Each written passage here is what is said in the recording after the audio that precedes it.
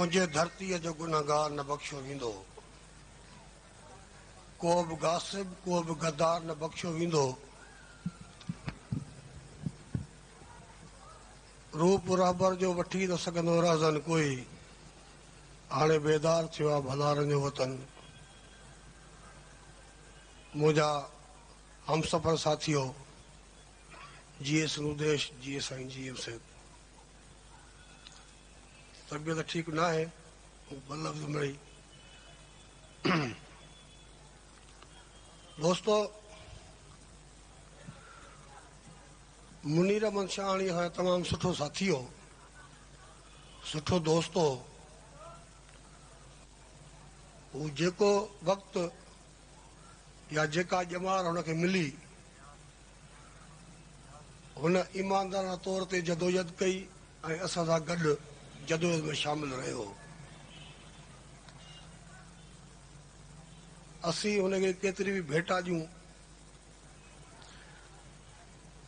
शहीद मुनीर जा जेके साथी हिते वेठा आहिनि,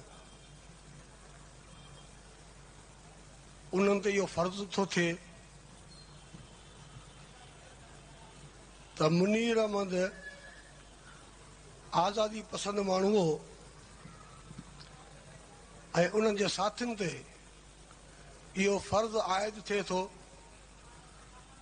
त हू आज़ादी जो पैगाम खणी झर झंग लही पवनि ऐं सिंधी माण्हुनि खे इहो पैगाम ॾियनि त सिंध जी आज़ादी खां सवा खेनि ख़ुशहाली मुमकिन कोन्हे।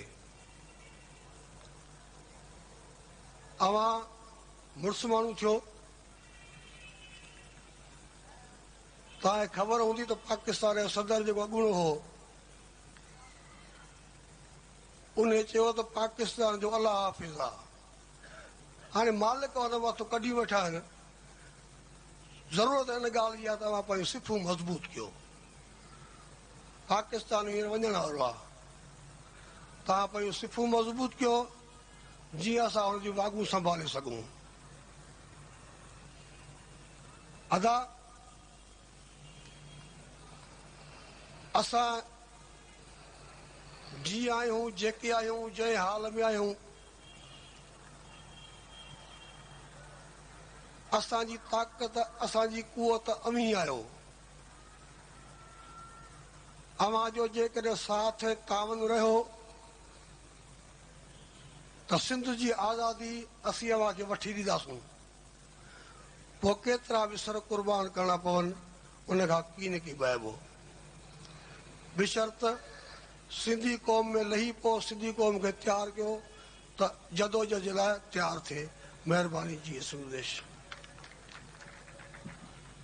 इहो जिस्मम जा मरकज़ी